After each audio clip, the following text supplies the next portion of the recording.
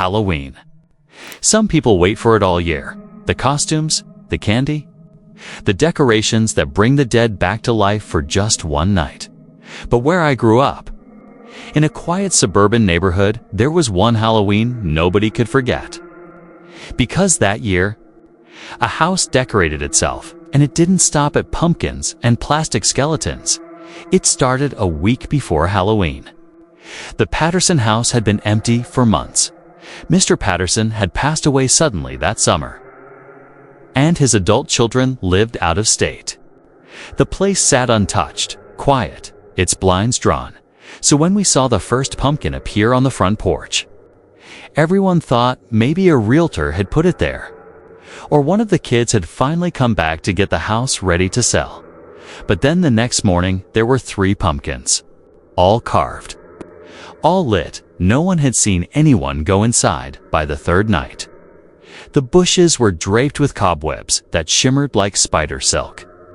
A plastic skeleton leaned against the mailbox, but the way its head tilted made it look aware. People laughed about it at first. Guess the old man's ghost still loves Halloween. One of the neighbors joked, but I didn't laugh, because every time I walked by, I felt the house watching me. The lights inside flickered orange and red. The carved pumpkins grinned wider than before, their jagged teeth sharper, their eyes narrower. And then something stranger happened. On October 27th, I woke up to screams. When I rushed outside, I saw Mrs. Franklin, the sweet old lady from across the street, stumbling down the sidewalk, pale as death. She'd gone to check on the decorations, she said. She swore the skeleton had turned its head to look at her. Its jaw had clicked open and shut, like it was chewing. Of course, the neighbors thought she was just spooked. But I believed her, because when I went back later, I saw the skeleton myself. And I swear its eyes glowed faintly red. That was only the beginning. By October 29th, the Patterson house wasn't just decorated. It was alive. Giant inflatable ghouls swayed on the lawn, but no one had inflated them. The windows were painted with dripping handprints, but no paint cans were anywhere. Strings of lights flickered in patterns, pulsing like a heartbeat. The whole neighborhood gathered every night, whispering, watching, waiting to see who was behind it. But no one ever came. Then Halloween night arrived, and that's when the house finally revealed what it had been preparing. For the house hadn't been decorating for Halloween. It had been setting a trap. Asterisk, asterisk, Halloween night. Most of the neighborhood kids had been buzzing all day, waiting for dusk to fall so they could run from door to door, bags open wide for candy. Parents set out bowls of chocolate and treats. Houses glowed with carved pumpkins and spiderwebs stretched across porches. But no house drew more attention than the Patterson place. By 6 o'clock, people had already gathered across the street. Some stood with their phones out, recording the display, while others hung back nervously, whispering. I stood among them, unable to look away. The decorations had grown even more elaborate overnight. A massive archway of skeletal arms now framed the front path, reaching toward the sidewalk like bony fingers, desperate to grab whoever dared to enter. Pumpkins lined the walkway, each carved with a face more sinister than the last. Their grins looked too sharp, their eyes too knowing. And the lights, God, the lights. Strings of orange and red blinked in rhythmic pulses, like veins glowing under skin. The whole house looked like it was breathing. Pause for effect. The strangest part was the sound. A faint creaking, groaning, like wood shifting. Sometimes it sounded like whispering, carried on the wind. If you stood close enough, you swore you could hear your name. No one admitted it, but everyone felt it. The Patterson house was alive. Around 7, the first kids dared to approach. A group of them, maybe 8, 9 years old, walked up to the archway, laughing nervously. Their parents stood back, filming, egging them on. Go on, just knock. Someone shouted. The kids crept forward, giggling, their costumes rustling. A little witch, a vampire, a werewolf, and a princess, ordinary kids with no idea what they were about to step into as they passed beneath the arch of skeletal arms. I swear I saw the bones twitch, just slightly, like a reflex. One of the kids reached the porch. The pumpkin's flames flared brighter, almost blinding, and then the door creaked open. No one was inside. No one pulled it. The dark hallway beyond yawned like a throat waiting to swallow them. The kids screamed and ran back to their parents, laughing and terrified. The adults clapped, cheering, convinced it was all some high-tech haunted house trick. But I knew better, because when the door swung shut, I saw something, just for a second. A face in the window, pale, hollow-eyed, grinning, and it wasn't Mr. Patterson by 8 o'clock. The house had become the neighborhood's main attraction. Dozens of people gathered, recording TikToks, streaming live, convinced it was some viral stunt. But as the night went on, the decorations began to changed out. The skeleton at the mailbox no longer leaned casually, it now crouched, hands curled like claws as though ready to pounce. The cobwebs stretched thicker, stickier, till a dog wandered too close and got tangled, yelping as its owner pulled it free. The pumpkin's carved grins widened. Their mouths stretched into jagged maws that hadn't been there hours earlier, and the lights, those pulsing orange veins, spread across the siding, crawling like roots, as if the house itself was being consumed. Still, the crowd stayed. They thought it was a show until the screaming started. It came from a teenage boy, one of the brave ones who thought he could handle it. He'd strutted up the porch, waving at the cameras, grinning as he knocked on the door. But when the door opened this time, it didn't just creak wide. It yanked itself open, slamming against the wall with a violent crack, and a hand. Then gray inhuman shot out and grabbed him by the wrist. He shrieked, thrashing as the hand pulled him into the dark. His friends screamed, grabbing at his jacket. But the door slammed shut before anyone could stop it. Silence, everyone froze. Then his friends pounded on the door, crying, yelling his name. But when the door creaked open again, the porch was empty. The boy was gone. At first, the crowd laughed nervously. They thought it was a prank, a performance. Even his friends tried to convince themselves he was just hiding inside, waiting to jump back out. But the look on their faces said otherwise. I knew. We all knew. The house had taken him, and it wasn't finished. The lights pulsed brighter.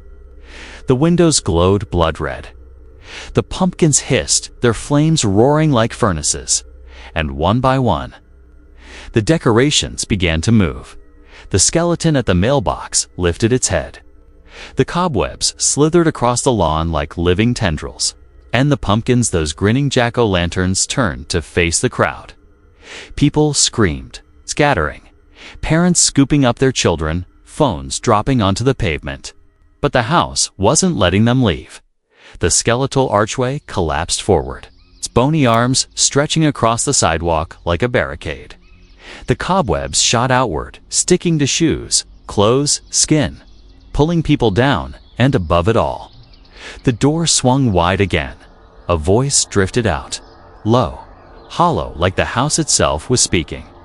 Come inside. The party's just begun. That was the night the Patterson house revealed its true face. And from that moment on, Halloween in our neighborhood was never the same again. Asterisk, asterisk, after that night. No one could deny it anymore.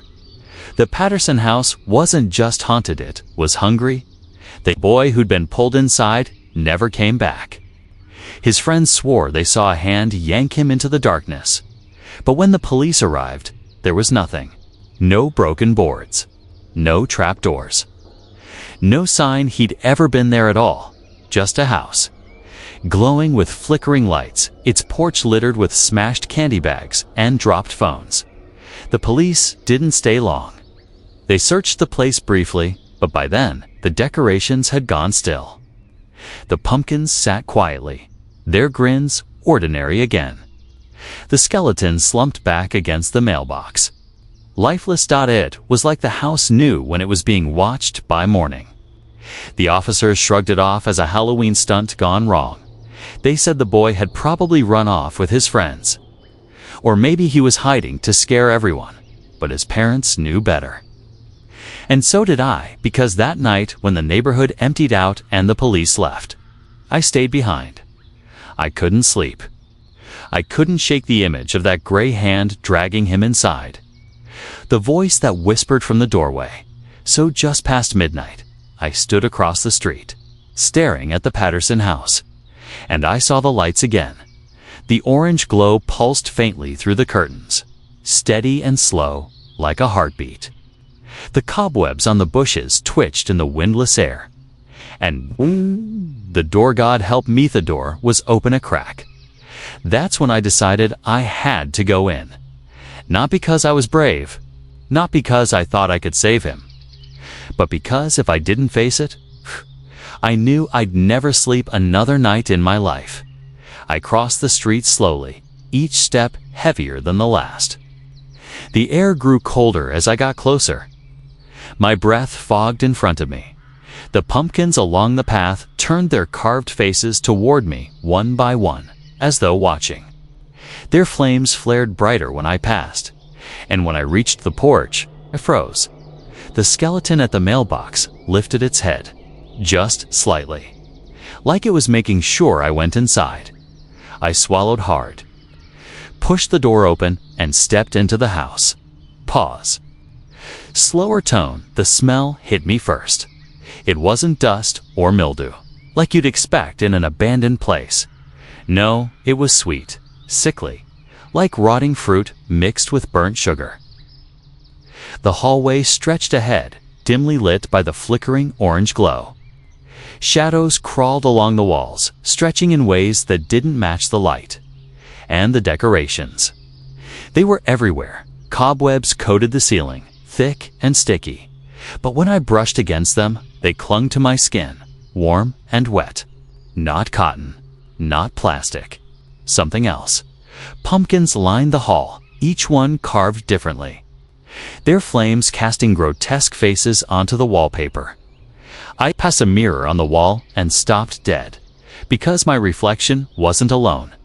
Behind me, in the glass, stood a boy, pale, wide-eyed, his mouth stretched in a silent scream. His hand reached out, pressed against the inside of the mirror like he was trapped behind it. When I spun around, nothing, just the empty hallway. I should have left then. I should have run. But something kept me moving forward. Maybe it was the whispers, soft, echoing, coming from deeper in the house. Voices that called my name. Voices that sounded like children laughing one moment, then crying the next.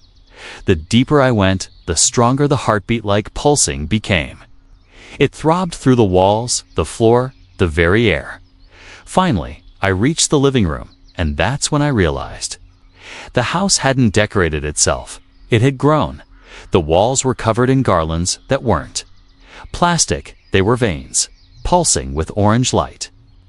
The cobwebs stretched from corner to corner, but inside them were shapes small. Human shapes dangled, struggling weakly. Pumpkins lined the fireplace, but their faces moved. Their carved mouths twisted, their eyes blinked. Their grins twitched wider when they saw me, and in the center of the room stood a table. A Halloween feast, rotting candy spilled across the plates. Apples, black and soft with decay. Bowls of popcorn crawling with worms. But that wasn't the worst part. That worst part was the chair at the head of the table. Because someone or something was sitting there, it looked like a man at first. Tall, thin, dressed in a faded suit. His face was pale, cracked like old porcelain. His eyes were hollow pits, glowing faintly orange, and his smile. God, his smile stretched too wide. Wider than any human mouth should. When he spoke, the whole room seemed to breathe. Welcome home. I couldn't move. I couldn't breathe. My heart pounded in my ears. He tilted his head, studying me, then gestured toward the table. Sit, eat, celebrate. I shook my head, backing away. My voice came out hoarse. Where's the boy? The one you took. For a moment, the man's smile twitched. Then he lifted a long, bony finger and pointed toward the cobwebs.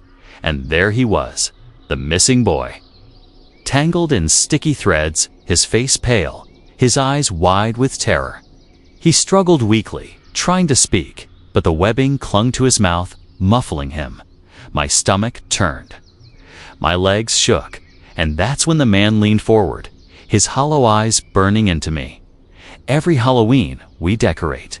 Every Halloween, we feed. This house is hungry. And now that you've stepped inside, he grinned wider. You belong to us. Asterisk, asterisk, the moment those words left his mouth. You belong to us. I knew I had made a mistake stepping into that house. The thing at the head of the table didn't blink, didn't breathe, just grinned, watching me squirm, waiting for me to collapse into its game. My eyes darted to the boy tangled in the cobwebs. His muffled cries, the way he struggled, God, I couldn't just leave him. But the sticky threads pulsed with that same orange glow, like veins alive with fire. I had to try. I took one shaky step toward him. The man's head tilted sharply, cracking to one side like a broken doll. The grin never faltered, but his hollow eyes flared brighter. Sit. The voice wasn't loud, but it carried through me like a command. My knees buckled. For a second, I almost obeyed, but then the boy's muffled sobs snapped me out of it. I forced myself upright, heart slamming against my ribs. No, I whispered, and then louder. N-O.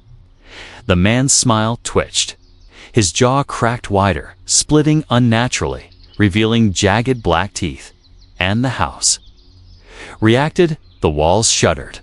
The garlands of pulsing veins writhed. Pumpkins along the fireplace screeched, their carved mouths splitting into gaping maws. Drool sizzling as it dripped onto the carpet. The cobwebs vibrated violently, tightening around the boy until he cried out in pain. I had to move. Now I lunged toward him, ignoring the sticky pull of the webs clinging to my arms. I grabbed at the strands, yanking, tearing, desperate to free him. But the moment my fingers touched the webbing, it wrapped around me like a snake, tightening, burning against my skin. Behind me, the man's laughter echoed, low at first, then louder, filling the room like a chorus of voices. You decorate yourself nicely. Pause, heavier breathing tone. I ripped at the threads, ignoring the sting as they cut into my hands. The boy's eyes met mine, wide with terror, pleading. I managed to tear a section free from his mouth. He gasped, choking, before crying out, "Run. Don't help me run." Before I could answer, the floor beneath us lurched. The carpet rippled like liquid, and Hans's skeletal hands burst through. Grabbing at my legs, pulling, clawing, I stumbled back, kicking, stomping, my heart exploding in panic. The boy screamed as more hands reached for him, dragging his body deeper into the web. I knew then I couldn't save him. Not now. If I stayed, the house would swallow me too. I tore free, sprinting toward the hall. The man didn't follow.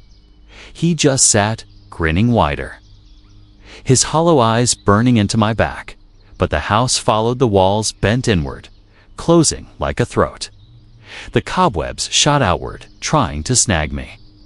Pumpkins burst across the floor, their jagged mouths snapping at my ankles. The whispering voices grew louder, all chanting in unison. Stay, stay. I crashed through the hallway, dodging grasping hands, slamming shoulder first into the front door. It didn't budge. I twisted the knob, spun uselessly, like it wasn't connected to anything. The door was just a decoration now. The whispers laughed. Desperate, I ran for the windows. I grabbed a lamp from a dusty side table, hurling it at the glass, It didn't shatter. Instead, the glass rippled like water. My reflection stared back at me, twisted, grinning its mouth moving out of sync with mine. "You're already inside," it whispered. "There's no leaving." I staggered back, chest heaving, eyes darting around for any escape. Every door, every window warped, pulsing with that orange light. The house wasn't just decorated. It wasn't even a house anymore. It was alive, and I was trapped inside it. That's when I heard footsteps. Upstairs, slow, heavy, dragging. I froze, listening. The boards above creaked, one by one, as something moved toward the staircase, then dash, thud, another. Footstep, and another, closer. I pressed myself against the wall, heart slamming, sweat dripping down my face. The stairs groaned as weight pressed into them. Step by step. Finally, a shadow stretched into the hallway. Long, inhuman. Its limbs too thin. Its fingers too long.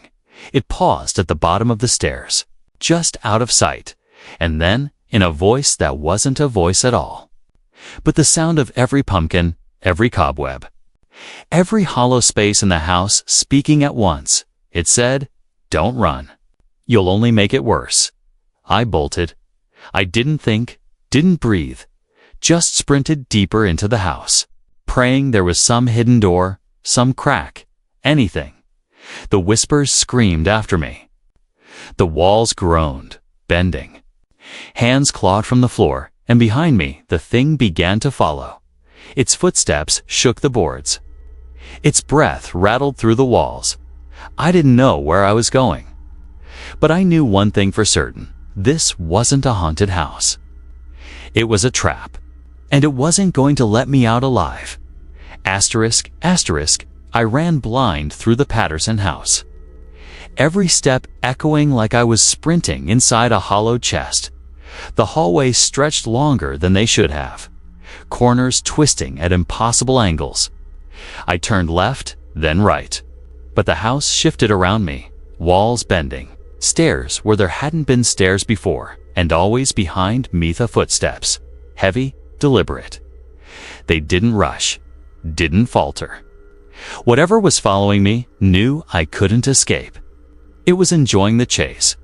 I reached a doorway and shoved it open, stumbling into what looked like a kitchen.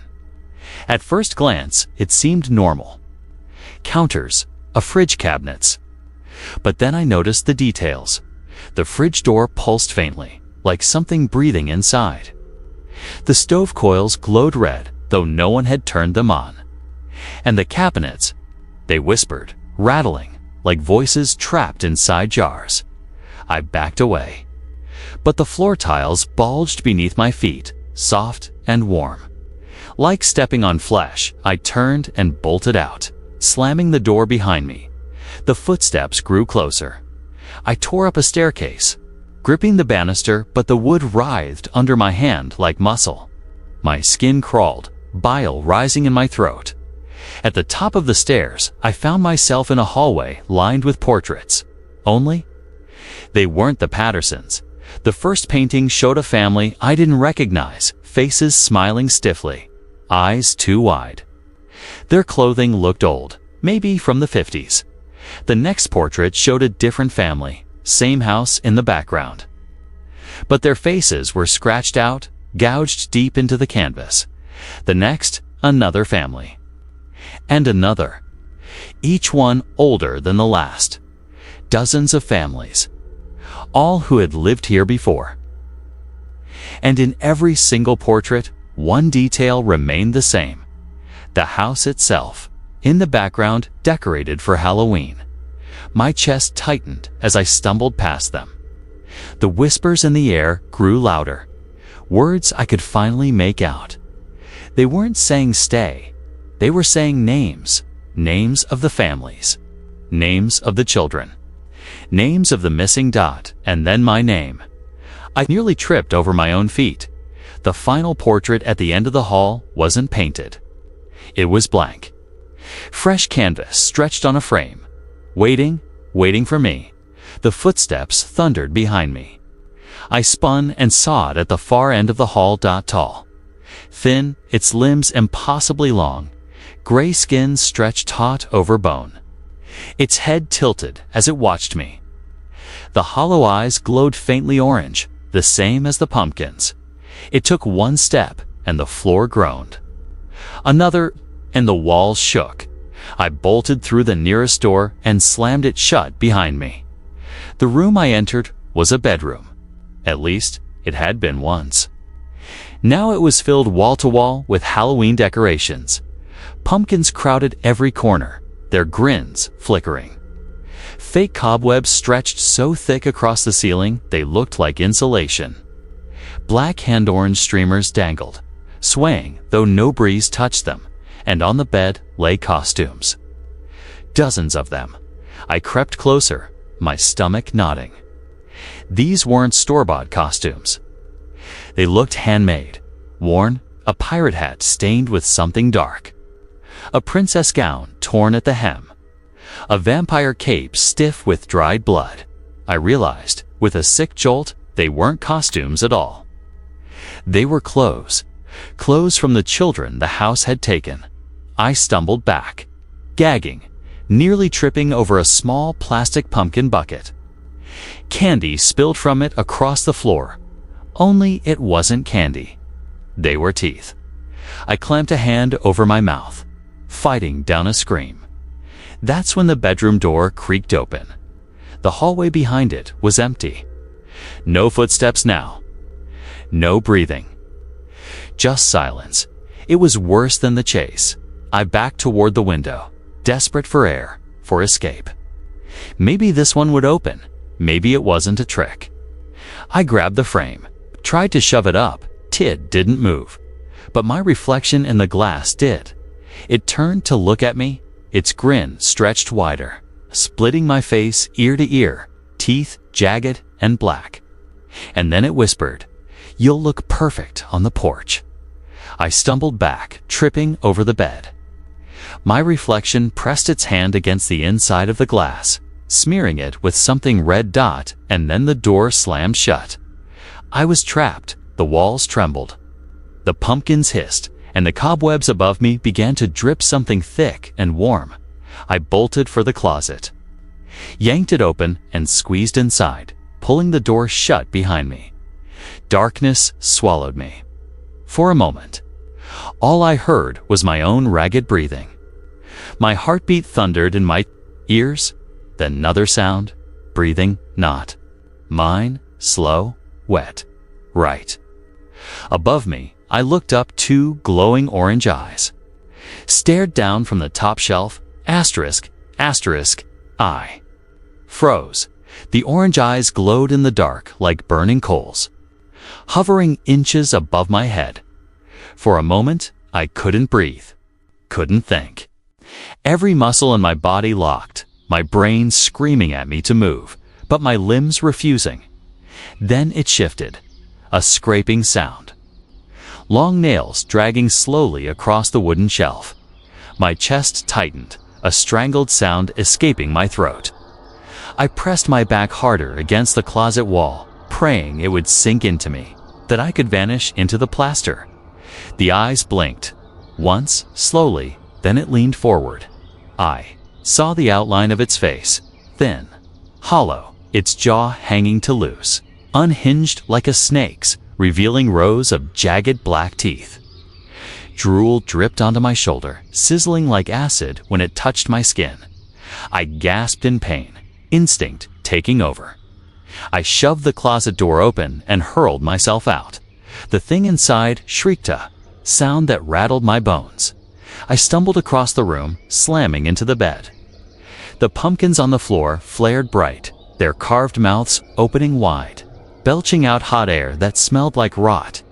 The closet door creaked open behind me. Long, gray fingers wrapped around the frame. 1, 2.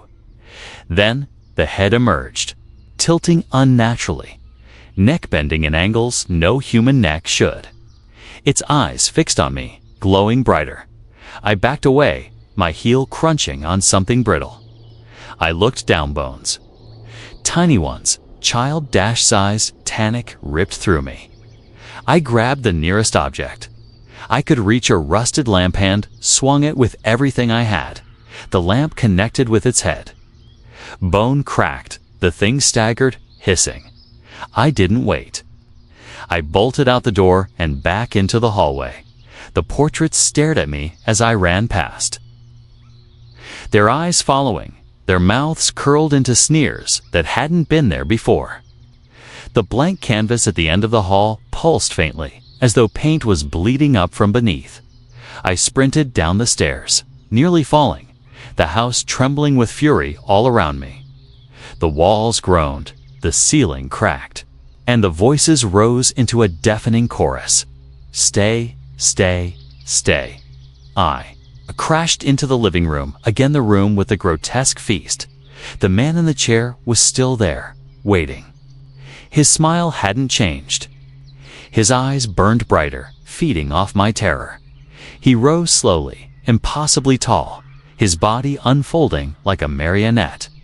His limbs stretched, joints cracking, his head almost grazing the ceiling. "You can't run," he whispered. "You're already part of it." I backed toward the hall, shaking my head. No, I'm not. Before I could finish, something cold wrapped around my ankle. I looked down. A pumpkin, its carved grin, stretched unnaturally wide, had sprouted tendrils from its jagged mouth. They coiled around me like vines, tightening. Dragging me toward it, I kicked and thrashed, stomping, but more tendrils shot out, wrapping my other leg, my waist, my wrists. The man stepped closer, his smile splitting wider. Every decoration is a piece of us. Every light, every web, every grin. And soon, so will you. The vines yanked, pulling me to the floor. My face hit the carpet, tit pulsed, warm beneath my cheek. Like a heartbeat, I clawed at the tendrils, but they tightened, digging into my skin, leaving burning welts. Then, through the corner of my eye, I saw the boy. He was still tangled in the webs on the far wall, but his eyes locked on mine. His lips moved. A single word, fire. I understood. Summoning every ounce of strength, I twisted toward the table. One of the candelabras still burned, its wax dripping onto the grotesque feast. I lunged, dragging myself across the floor despite the tendrils tearing into me. I grabbed the candle with both hands. The vines shrieked, pulling tighter, but I swung the flame down onto them. They caught instantly, bursting into orange fire that raced along the tendrils. The pumpkin screeched, its grin collapsing as flames consumed it. I tore myself free, gasping, my skin blistered but alive. The man roared, the walls shuddering. His voice filled the entire house. "You dare burn my children." The cobwebs ignited, the decorations catching like kindling. Pumpkins burst one by one, spewing ash and sparks. The wallpaper curled and blackened. I staggered to my feet. Flames spreading around me, choking smoke filling the air. The boy thrashed, screaming as the fire licked at the webs around him. I ran to him, tearing at the burning strands, ignoring the searing pain. Finally, he fell free into my arms, coughing, eyes wide with terror. We turned toward the front door. The fire raged, the house trembling like it was alive, shrieking in fury. But the door still didn't open. I slammed my shoulder into it, once, twice, 3 times. Nothing. The man loomed through the smoke, his body twisting, growing taller, his face splitting wider, his eyes blazing like furnaces. "You can't leave," he hissed. "You're mine." The boy clutched my hand, sobbing. "We have to find another way." I dragged him back into the hallway, coughing, eyes stinging. The fire roared, the portraits burned, the faces screaming as flames consumed them. We stumbled into the kitchen. The fridge shook violently, the cabinets howled, but I ignored them. My eyes locked on the back door. I grabbed the knob, yanked, dash locked. I roared in frustration, kicking it with everything I had. Wood cracked, splintered. I kicked again, until finally it burst open. The cold night air rushing in. We stumbled out onto the back porch, smoke billowing around us for a moment. I thought we'd made it, but then I looked back. The house wasn't burning down. The fire twisted, reshaped, crawling across the walls like veins of molten lava. The decorations melted into blackened bone. The cobwebs into sinew. The house was healing itself, and from the glowing doorway, the man stepped out, taller than before, fire flickering in his hollow eyes. "You can't escape," he said. "Halloween isn't over yet." Asterisk, asterisk, the boy and I stood frozen on the back porch, the night air whipping against our smoke-choked lungs. For a moment, I thought the world beyond the house would be our salvation, quiet, cold, and merciful. But the man was stepping through the fire, his towering frame blotting out the flames behind him. His body stretched unnaturally, bones cracking, his limbs scraping the sides of the doorway as if the house itself strained to hold him. Inside, the house groaned like a living thing. The siding bulged outward. The shingles rippled like scales. And with each step the man took onto the porch, the house seemed to follow boards, warping, crawling, dragging themselves into the night. The boy squeezed my hand, whispering, "It's coming with him." We bolted down the porch steps, my legs burning with pain, lungs seared from the smoke. The backyard was huge, stretching into shadowy woods. I thought if we could just make the tree line, we might lose him. But as soon as we reached the grass, the decorations followed. Pumpkins sprouted from the soil, their grins splitting wide, glowing brighter than before. Skeleton hands clawed their way out of the dirt, clutching at our ankles. Fake gravestones burst from the ground like teeth. Toppling in our path, we weaved through the chaos, tripping, stumbling. The boy nearly falling into a jagged mouth of a jack-o'-lantern that snapped shut like a bear trap. I yanked him free, heart-pounding dot behind us. The man strode into the yard. His voice boomed, rattling the air. "Everything you see is mine. You are mine." The boy shouted over his shoulder, "The street?" If we make it to the street, I didn't let him finish. I just ran. We barreled around the house, dodging webs that dripped from the roof like ropes of flesh. The siding pulsed, veins of orange light spreading across it. The front lawn wasn't a lawn anymore, was a carnival of horrors. Tombstones taller than me jutted from the earth, each one engraved with names. I recognized names of neighbors, names of kids I'd gone to school with, names of people who'd gone missing. The scarecrow I'd seen earlier on the porch was gone, but then it stepped out from behind a gravestone. Haze spilling from its torn chest, its stitched mouth ripped into a jagged smile. In its hand was a rusted scythe, blade dripping with something dark. It swung. I ducked, pulling the boy down with me. The scythe whistled past, slicing through air where my head had been. We scrambled forward, the scarecrow lurching after us, straw legs creaking like ropes about to snap. The street was so close I could see the glow of the street lamp, faint but steady. But the ground beneath us shifted. The concrete driveway cracked open like splitting skin, orange light bleeding through. Out of it crawled more figures, decorations I'd thought were just props. A plastic witch, her hat tilted, her body melting into a twisted crone with bone fingers. A row of plastic skeletons from someone's cheap lawn display, now fused together into a writhing centipede of bones. They clawed their way toward us, blocking the path. The boy screamed. I grabbed a chunk of broken concrete and hurled it at the witch, shattering her skull. She shrieked, her body crumbling into ash butt. The centipede lunged, its many jaws snapping. We darted to the side, vaulting over another gravestone, hearts hammering. I could hear the man behind us, his heavy steps shaking the ground. "You can't run," he said. "You're already part of the story." I refused to believe it. We made a desperate sprint toward the street, dodging another jack-o'-lantern that tried to bite us, leaping over another skeleton claw. The boy stumbled, nearly falling, but I dragged him along. Finally, we burst onto the road.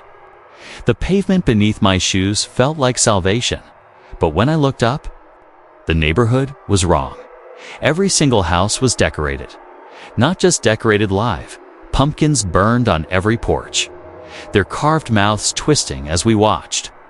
Skeletons writhed in yards. Witches circled above rooftops on crooked brooms, their laughter echoing through the night. Strings of orange and purple lights writhed like snakes across gutters, slithering into shapes that spelled words. "Welcome home." The boy sobbed. "It's all of them." Every house. I turned, my heart sinking. He was right. The entire street, the entire neighborhood had transformed. Every decoration had come alive, an army of monsters standing guard. And in the center of it all, our house loomed taller, darker, its roof spiking upward like a crown. The man stepped onto the road, fire swirling around him. His voice thundered, "You are in Halloween now." And Halloween never ends. I pulled the boy close, scanning wildly for escape. There had to be a way. A weakness, something, and then I saw it. Down the road, past the writhing lights and the skeletal trees, a single house stood dark, no pumpkins. No lights, no webs. Completely untouched, the boy saw it too. His eyes widened. That one. "We have to get there." I nodded, grabbing his hand tighter. "Run." We sprinted. The street itself fought us cracks, splitting open, candy spilling out in rivers of sticky black tar.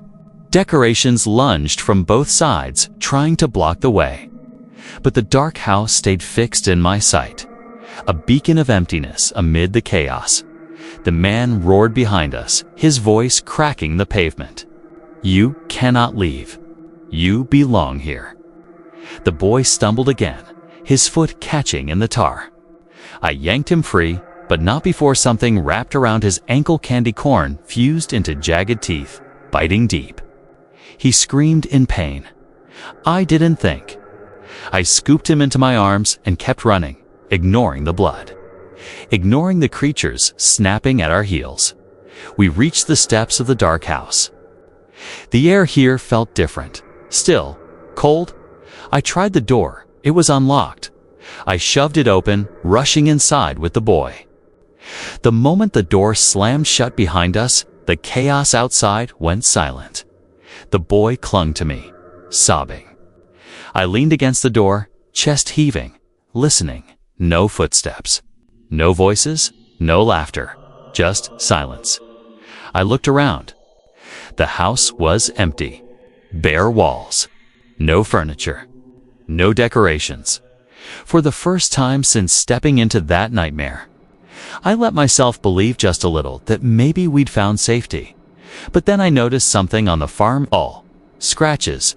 Deep ones. Words carved into the plaster. Over and over. "You can't hide." The boy whispered, "We're not safe here, are we?" I didn't answer. Because in the silence, could already hear it. Breathing, not ours. Something else was in the house with us. Asterisk, asterisk. The boy clutched my arm, small body trembling. His breaths came ragged, shallow, every inhale like it might be his last. The house was quiet. Too quiet. No creaks, no groans, no whispers like the other one. Just stillness. But that breathing yet wasn't ours. It was slow, heavy. Inhale, exhale. Coming from somewhere deeper inside. I whispered, "Stay close." We crept forward, the floorboards strangely soft beneath our feet, like stepping on damp earth instead of wood. My eyes darted across the barren room. No furniture, no curtains. Just walls smeared with faded scratches. The breathing grew louder as we approached the hallway. The boy's hand squeezed mine tight. "I don't want to go in there." "Neither do I admitted. "But we don't have a choice." We stepped into the hall. The walls here weren't just scratched, they were gouged. Chunks of plaster ripped away, claw marks running the full length. Words scrawled in ash and what looked like dried blood. "Don't breathe, don't look, don't stay." My stomach tightened. The house wasn't safe. It was a cage. The breathing rumbled again, this time directly above us. I looked up the ceiling, bulged downward as if something massive crawled inside it. The plaster sagged with each exhale. Dust rained down with each inhale. The boy whimpered, burying his face against my side. I swallowed hard, forcing myself to move. "Come on, we need to find a way out before it comes down." We moved quickly, past doorways that led only to darkness. No rooms, no windows. Just endless shadows. At the end of the hall was a staircase leading down. The air coming from below was colder, sharper. The breathing seemed to vibrate through the steps themselves. The boy shook his head violently. "Not down there, please, please." But behind us, the ceiling cracked. Plaster split. Something wet dripped onto my shoulder. I didn't even want to look up. "Down," I said, pushing him gently toward the stairs. Now, we descended into blackness, each step moaning under our weight. The smell grew stronger: iron, mold, something rotten at the bottom. A faint light flickered, orange, like candlelight. My chest sank. No, not again. We entered the basement. Rows of jack-o'-lanterns lined the walls. Their faces twisted into sneers, into screams. Their light cast long, warped shadows across the room, but worse were the shelves. They were filled not with books, not with tools, with jars, hundreds of them, each one filled with something gray and wrinkled. Floating in cloudy liquid, hearts, kidneys, eyes. The boy gagged. Turning his face away, at the far end of the room, a table stood. On it, a single jack-o'-lantern larger than all the rest. Its face wasn't carved, was stretched, as though human skin had been pulled taut across its surface. The eyes were real. The mouth was sewn shut, and it was moving. Its chest rose and fell, breathing. The sound we'd heard upstairs. The boy's voice shook. That's the heart. The house's heart." I turned to him, stunned. "How do you know that?" He bit his lip, trembling harder. "Because I've seen it before. I've been here before." My blood went cold. "What do you mean?" Tears welled in his eyes. "I never left. The decorations. They didn't just come alive tonight. They've always been alive.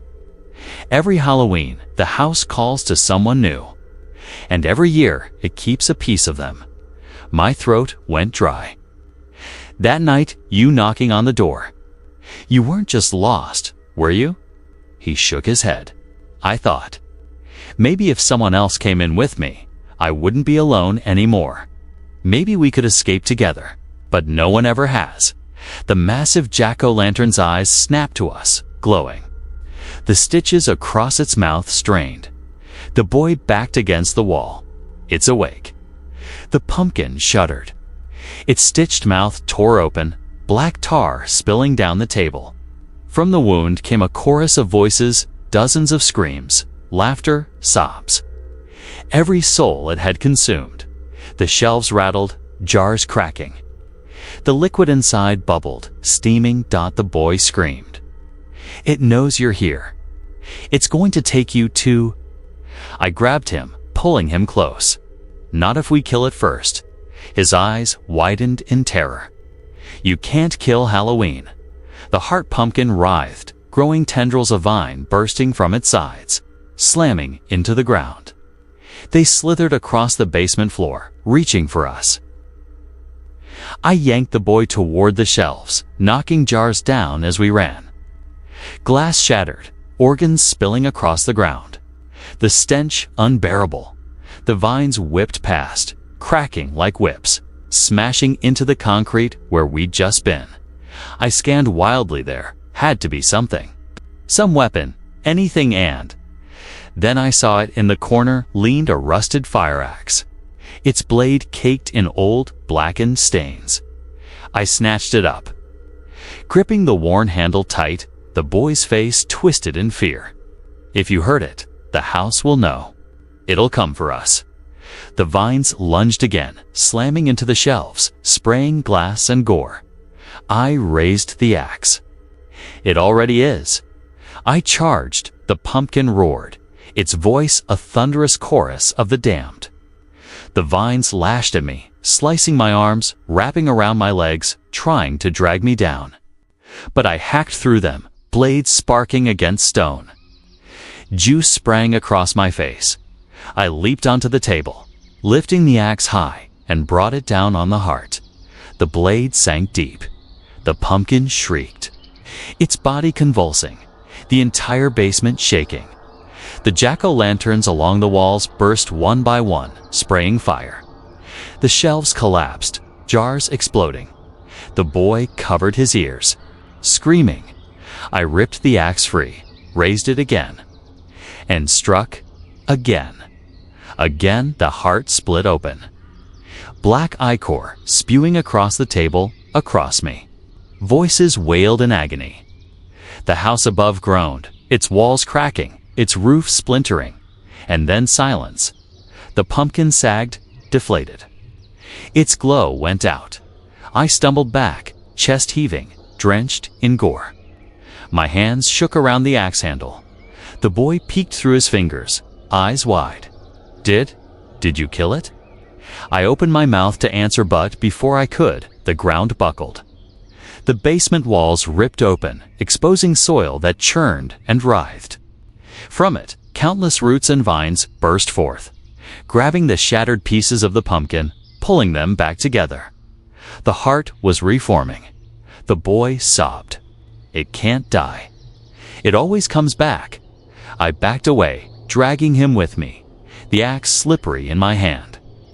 The vines reached, the voices rose, the house screamed. And in that moment, I realized something worse than death. We weren't fighting the house, we were inside it. And it was never going to let us leave. Asterisk, asterisk. The basement shook like the belly of a beast. Every wall pulsing with orange light as the vines clawed the shattered pumpkin heart back together. The boy clutched my arm, tears streaming down his soot-streaked face. It won't stop. It never stops. I held the axe tighter, even as it nearly slipped from my blood-slicked hands. My lungs burned from the smoke and stench, my ears ringing with the chorus of voices shrieking from the walls. The house wasn't just alive, it was reborn every Halloween. And tonight? It had chosen us. The ground split open, dirt spilling inward as roots twisted like snakes. I pulled the boy back, pressing us against the crumbling stairway. But the vines followed, searching, clutching, tasting the air. The heart's eyes snapped open, glowing brighter than before. Its torn mouth bellowed with hundreds of voices at once. You can't kill what you are. I froze. What? We are. The boy whimpered. It's trying to make us part of it. Decorations. That's what happens. That's why there's always more every year. My stomach lurched. The scarecrow. The skeletons. The witch. The man on the chair. They had been people once. The vines surged toward us. I swung wildly with the axe, cutting them back, but more sprouted in their place. Thicker, faster. The heart beat harder, shaking the whole house, rattling the shelves of shattered jars. We need to get out of here. I shouted. I dragged the boy up the stairs 2 at a time, my boots slipping on splinters and black sludge. The basement roared behind us, voices chasing like a storm. We burst into the hall. The ceiling sagged lower than before, dripping black tar. Shadows flickered along the walls, faces stretching, mouths opening. eyes rolling in agony. The front door was ahead. I sprinted. But as I reached for the knob, the wood split open like a mouth. Jagged splinters snapping shut. Teeth. The door had become teeth. I stumbled back, pulling the boy with me as the walls groaned and the floorboards warped. The entire house was folding inward, reshaping itself, every board. Every nail a bone or sinew of something impossibly alive. The boy screamed. It's collapsing. He was right. The house wasn't just sealing itself, was swallowing us. The windows melted into flesh. The wallpaper peeled like skin. The ceiling bones cracked and shifted, and then everything fell away. Not the house, the neighborhood. Through the warped windows, I saw it. Every house on the street was changing, growing taller, wider, roofs spiking upward like claws. Decorations writhed into life. Skeletons marched in formation. Scarecrows twisted their scythes. Pumpkins belched fire. One by one, the houses merged. Their walls cracked and fused, their roofs bending together. The entire street was becoming one colossal, pulsating nightmare. The boy buried his face in my side, sobbing. It's all one. The whole town. Every year it grows. I could barely breathe. Then there's no leaving. The house's voice thundered, vibrating in my skull. You are part of the decoration now. The floor buckled beneath us, cracking wide. Hands, skeletal, fleshy, burning, shot out, grabbing at my legs. I hacked with the axe, splitting fingers, but more came. Dragging us toward the opening, I screamed, pulling the boy onto the stairs. We scrambled upward, higher and higher, until we burst into the attic. The air was suffocating, thick with smoke and dust. The attic was crammed with Halloween junk boxes of masks, costumes, plastic bats and spiders, all twitching like insects in a jar. The boy pressed against me. Why here? Why did you bring us here? I didn't. I stopped. The truth hit me like ice water. The house had led us here. In the far corner stood a single trunk, its lid half open. Inside was a mask, not plastic, not cloth, skin, stitched, stretched, pale. A human face hollowed out, ready to be worn. I staggered back. The boy shook his head violently. That's what it does. That's what it makes us into. The attic groaned. The mask lifted from the trunk, rising into the air, pulled by invisible strings. Its empty eye holes locked onto mine. The boy screamed. Don't let it touch you. I swung the axe as it lunged, slashing it in half. The pieces fell, writhing, before melting into black sludge. But more masks rose. Dozens, hundreds, each one a face. Each one mouthing silent screams. They swirled in the air, circling us, closing in. I gripped the boy tighter, raising the axe high. We fight, as long as it takes. The walls shook. The floor cracked. Outside, the merged neighborhood roared. A single monstrous body of wood, bone, and flame. The boy buried his face in my chest. What if we can't win? I stared at the storm of masks, the writhing attic, the living, breathing town. We don't win, I whispered. We burn it all. Asterisk, asterisk, I held the boy tight, feeling his small body tremble against mine. Around us, the attic was alive with horror. Swirling masks, twitching costumes, writhing cobwebs. All pulsating with a rhythm that seemed to echo the heartbeat of the house itself. The merged neighborhood outside roared like a living beast. Flames licked at its edges, but it didn't burn. It only grew, stretching higher, sprawling wider, reaching for us. I swallowed hard, gripping the axe. There had to be a way. There had to be a way to stop it. And then I saw it. A canister of kerosene, tipped over in one of the boxes in the attic. Candles, matches, the smell of fuel. A desperate plan formed. I grabbed the boy's hand. we light it. Everything, every bit of it. If we're going to die, we'll take it with us. His eyes widened, terror clear. Are you insane? I'm not letting it turn you into one of them. We worked quickly, dousing the masks, costumes, and boxes with fuel. Every surface soaked. The air filled with fumes, thick and choking. I could hear the house screaming, sensing the threat. I lit a match. The flames caught instantly. The masks twisted, screaming as they ignited. The costumes shriveled, the cobwebs bursting into orange fire. The attic became a furnace, the heat unbearable, smoke stinging our eyes. The house roared in fury, walls bending, ceilings cracking, timbers groaning like tortured souls.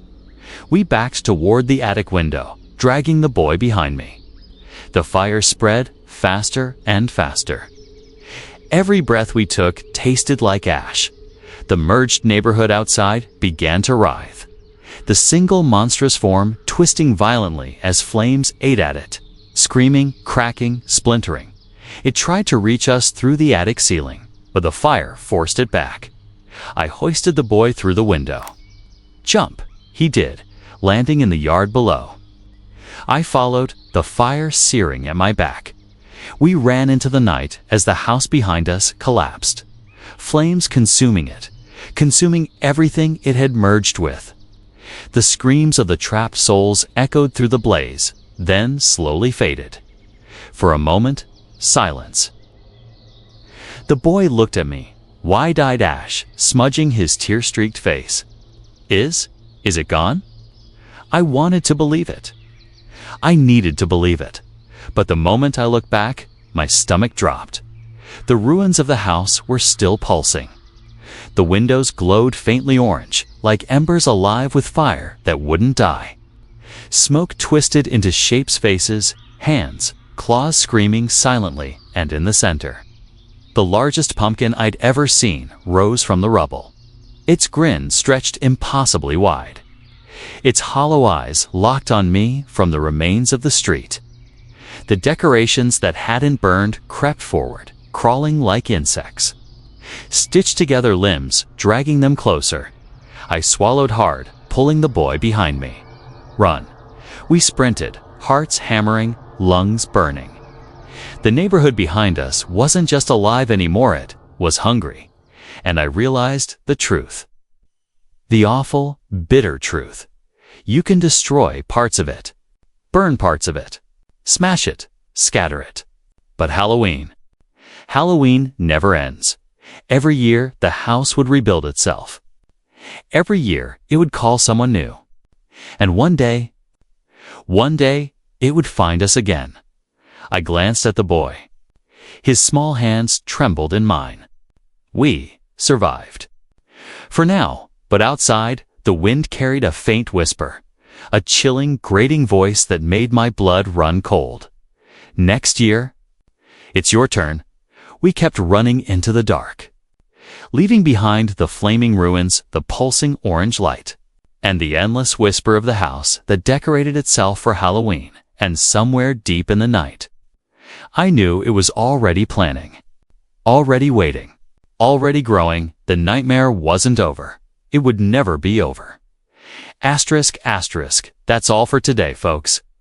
If you haven't already, be sure to hit that subscribe button and ring the notification bell so you never miss an upload.